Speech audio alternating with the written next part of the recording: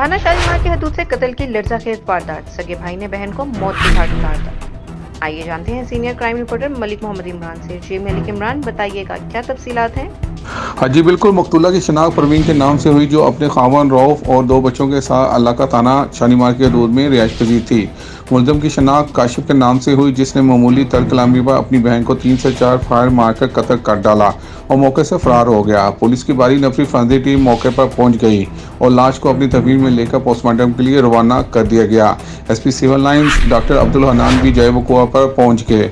DSP Gujarpura cell Kazmi और कायम मकाम SHO Shalimar Chaudhary Afzal police team के हमरा भी मौके पर मौजूद थे। SP civil lines doctor Abdul Hannan की जानब से फौरी कार्रवाई के हकाम जारी करते हुए मुलजम को गिरफ्तार करने का कह दिया गया है।